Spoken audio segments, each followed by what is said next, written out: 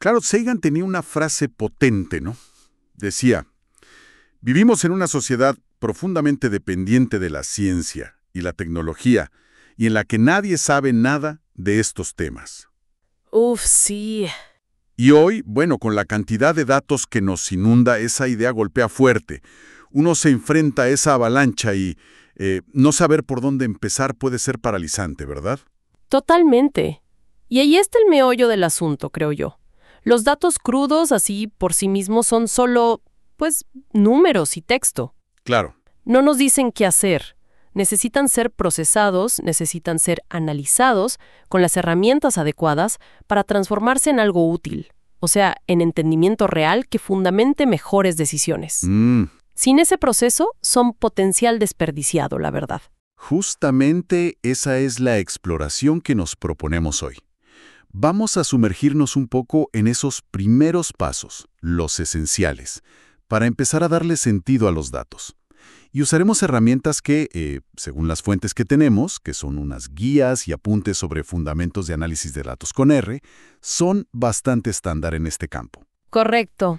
Estamos, digamos, sentando las bases de lo que se conoce como ciencia de datos. Y estas fuentes describen un camino bastante lógico, un flujo de trabajo, ¿no? Primero hay que importar los datos al sistema. Ok. Luego, ordenarlos, lo que llaman el concepto de tidy data, o sea, datos ordenados. Después, transformarlos para adecuarlos a nuestras preguntas. Ajá. A continuación, viene la fase crucial de entenderlos, que abarca visualizar y modelar. Y finalmente, algo que a veces se olvida pero es vital, comunicar lo que hemos encontrado. Sí, comunicar. Fundamental. Hoy nos vamos a concentrar en el arranque de ese viaje, ¿no? Cómo llevamos los datos a las herramientas, esa etapa de importar. Y por qué es tan fundamental entender su estructura básica, qué tipo de información contienen, antes de siquiera pensar en análisis complejos. La idea es captar la intuición detrás de esto, más allá de memorizar comandos específicos. Precisamente, es como construir sobre cimientos sólidos. Si no tienes un buen inicio, todo lo demás puede tambalearse. Hablemos de las herramientas entonces. Las fuentes mencionan constantemente a R. Revisándolas, me da la impresión que R es mucho más que un simple lenguaje de programación, ¿es así? Definitivamente. R es un entorno completo. Es un sistema de libre acceso. Ajá. Y fíjate qué interesante la distinción que hacen las fuentes, ¿no? Dicen libre, pero no solo gratis. Claro. Se refieren más bien a la libertad de usarlo, de modificarlo, de distribuirlo. Es un pilar de la comunidad científica y estadística, diseñado específicamente para computación estadística y para crear gráficos muy, muy sofisticados. Wow. Las guías muestran la enorme variedad de técnicas que soporta. Modelado lineal y no lineal, pruebas estadísticas clásicas, análisis de series temporales, clasificación, agrupamiento. Bueno, es un universo en sí mismo. Y junto a R, siempre aparece RStudio. Si R es ese motor potente y versátil que dices, RStudio vendría a ser como el panel de control avanzado, ¿no? La interfaz que nos permite interactuar con R de una manera mucho más organizada, más visual. Las notas lo llaman un IDE, un entorno de desarrollo integrado. Es una analogía perfecta, sí. RStudio facilita enormemente la vida al trabajar con R. Te organiza el código, los resultados, los gráficos, todo en un solo lugar. ¡Qué bien! R y RStudio, como subrayan las fuentes, es que están intrínsecamente ligados a ese flujo de trabajo de ciencia de datos. Importar, ordenar, transformar, visualizar, modelar y comunicar. Están pensados para eso. En las guías también se habla mucho del tidyverse. ¿Qué rol cumple eso dentro de este ecosistema? Ah, el tidyverse. Imagínalo como una caja de herramientas de alta calidad dentro del gran taller que es R. Es una colección de paquetes, como Reader para importar datos, dplyr para manipularlos, ggplot2 para visualizarlos, que comparten una filosofía de diseño común. Y esto es clave, están diseñados para trabajar juntos de forma muy fluida y coherente. El insight importante aquí no es solo la conveniencia, es que imponen, digamos, una especie de gramática consistente para manipular datos. Una gramática. Sí, Y eso hace que el código sea más fácil de leer, de aprender y, crucialmente, menos propenso a errores. Entiendo. Esa consistencia suena valiosísima, sobre todo al empezar. De hecho, un punto recurrente en estas notas es que, al inicio, dominar a fondo un conjunto coherente de herramientas como este suele ser más productivo que picotear superficialmente en muchas distintas. Exacto. Quizá por eso aquí el foco está en Arre y el Tidyverse, sin entrar a comparar con Python u otras alternativas. Es una estrategia pedagógica muy sensata, sí. El objetivo final, no lo olvidemos, es convertir ese caos potencial de los datos crudos en claridad, en conocimiento que informe acciones. Claro. Y para eso necesitas herramientas que domines bien, que te permitan concentrarte en el problema y no pelearte constantemente con la sintaxis. Ok, vamos a desempacar la primera etapa clave: importar.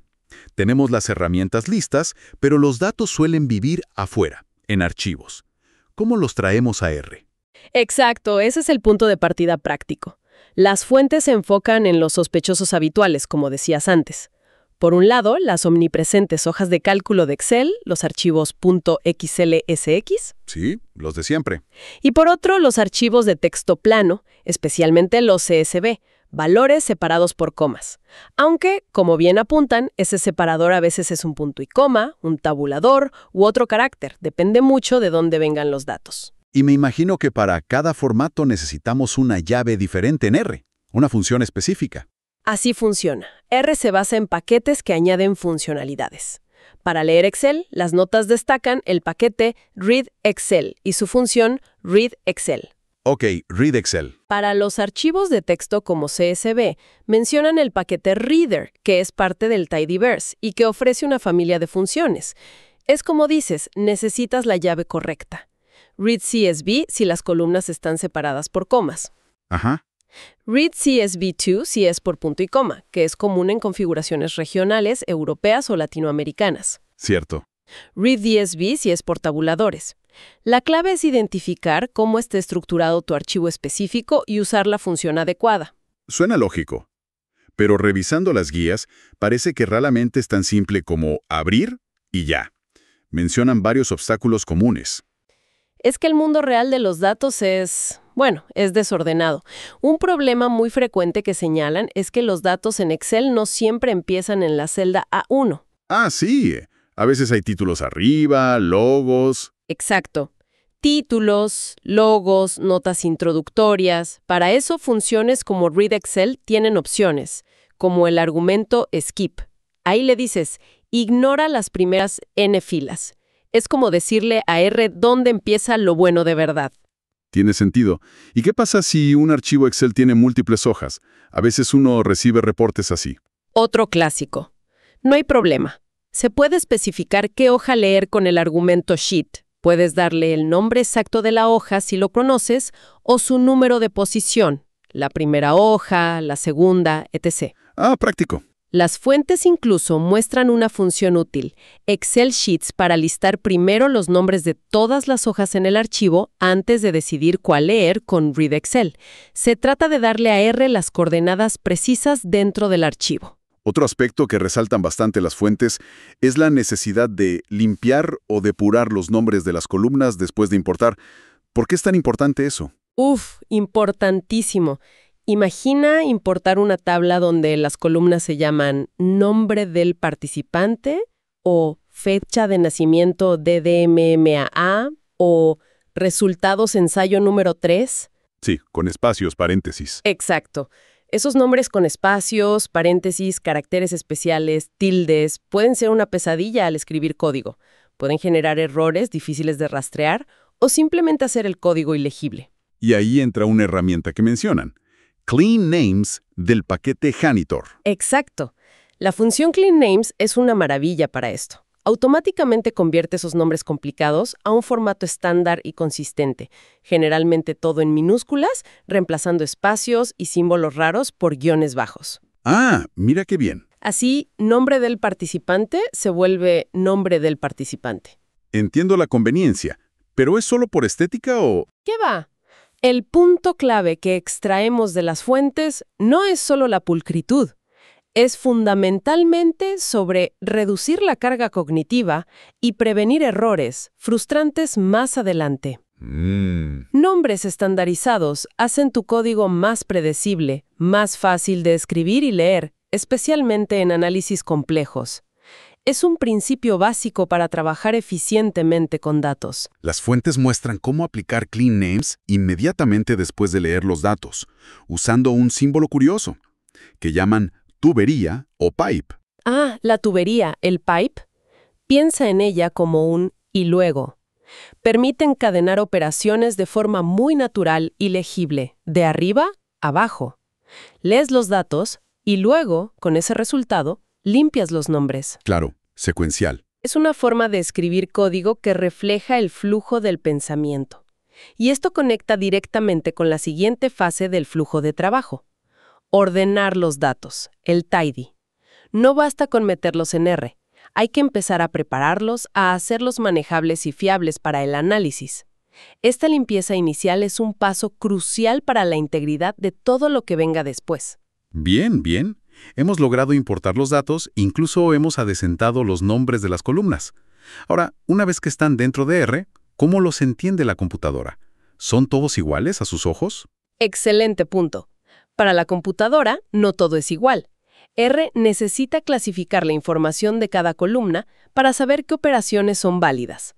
Las fuentes nos introducen a los tipos de datos básicos que R maneja. Están los números, por supuesto. Y principalmente numeric para números que pueden tener decimales como 1.75 o 3.1416 e integer para números enteros como 10 o 250. Un detalle curioso que mencionan es que para forzar un número a ser entero en R, a veces se le añade una L al final, como 50L. Ah, mira. Luego, el texto. Que en R se denomina character. Una columna con nombres, descripciones o cualquier texto libre como Medellín, control, especie A, sería de tipo character. También están los valores lógicos, ¿verdadero o falso? Correcto. El tipo logical, que solo admite dos valores, true o false. Muy útil para indicadores o condiciones. Y llegamos a las fechas, que siempre parecen tener su complicación particular. Suelen tenerla, sí. R tiene tipos específicos como date, solo para la fecha, sin hora, y posect, para fecha y hora. Lo interesante y un desafío común que resaltan las fuentes es que las fechas a menudo llegan como texto en los archivos originales. 805-2024, 2024, May-80, etc. Cierto, en 1000 formatos. Exacto. Necesitamos usar funciones especiales como YMD, año, mes, día, DMA, día, mes, año, y otras del paquete Lubridate, que también es parte del tidyverse, para convertir ese texto al tipo de fecha correcto, indicándole a R el formato en el que viene. Es como traducir del lenguaje humano de fechas al lenguaje de R. Entiendo. Queda un tipo más que mencionan, factor. ¿Cuál es su propósito? Los factors son interesantes. Se usan para representar variables categóricas. O sea, variables que solo pueden tomar un conjunto limitado y conocido de valores o niveles. Como opciones en una encuesta. Exacto. Piensa en nivel educativo. Primaria, secundaria, universidad. Podrías guardarlo como texto, carácter, pero si lo conviertes a factor, R sabe que esos son los únicos valores posibles. Y lo más importante, si la categoría es ordinal, o sea, que tiene un orden lógico como bajo, medio, alto, puedes definir explícitamente ese orden en el factor. Ah, eso es clave. Es crucial para análisis y visualizaciones correctas más adelante. Entonces, recapitulando rápido, tenemos números, numeric, integer, texto, carácter, lógicos, logical, fechas, date, POSIX-CT y categorías, factor. Una vez importados los datos, ¿cómo podemos verificar rápidamente qué tipo asignó R a cada columna? Porque a veces las importaciones no salen perfectas, imagino. Muy cierto. A veces fallan. Las fuentes recomiendan un par de funciones para esa radiografía inicial.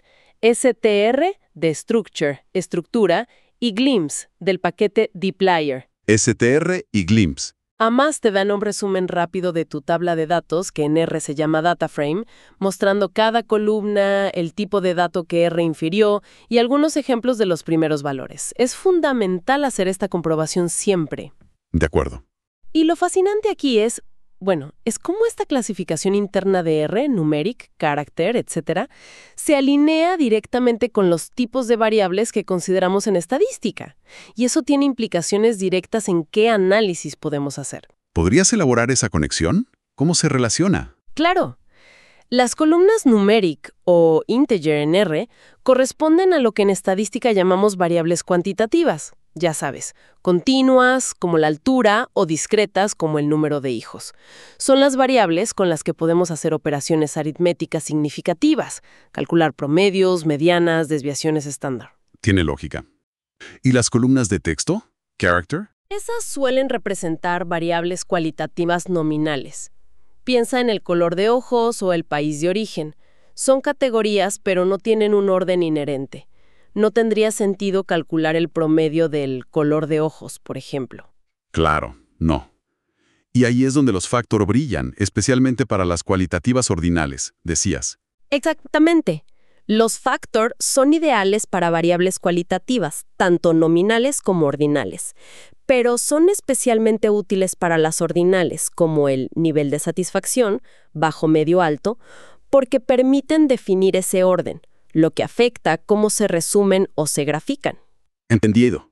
Las logical representan datos binarios, si no, presente-ausente, y las date o POSIX-SECT son obviamente para datos de tiempo. Entonces, la insistencia de las fuentes en verificar y asegurar el tipo correcto de dato para cada columna no es un capricho técnico, para nada. Para nada. Es absolutamente fundamental. El tipo de dato determina qué operaciones y análisis son válidos y significativos. Si intentas calcular un promedio en una columna que R cree que es texto, character, aunque contenga números, te va a dar error o resultados absurdos. Claro. O si graficas una variable categórica como si fuera numérica, producirás visualizaciones engañosas. Identificar y corregir los tipos de datos es un prerequisito indispensable para cualquier análisis fiable. Sin esto, las conclusiones que saquemos y las decisiones que tomemos basadas en ellas podrían ser, completamente erróneas. Entendido. Queda claro.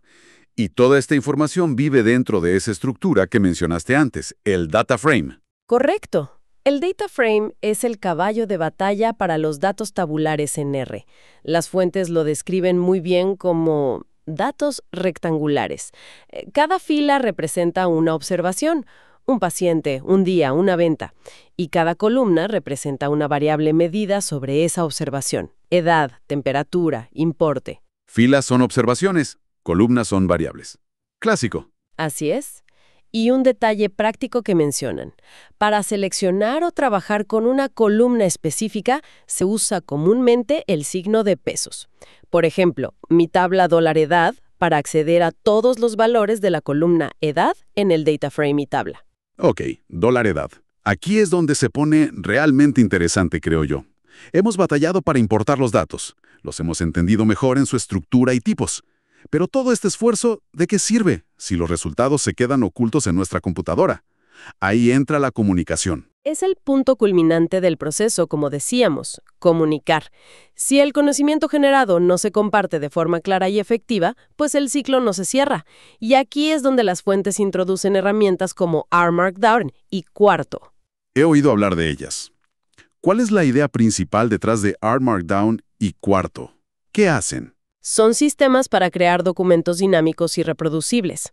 La filosofía es brillante, la verdad. En un único archivo fuente, combinas tu texto narrativo, o sea, tus explicaciones, el contexto, las conclusiones, con el código R que realiza el análisis. Ajá. Y también incluyes los resultados generados por ese código. Tablas, gráficos, estadísticas clave.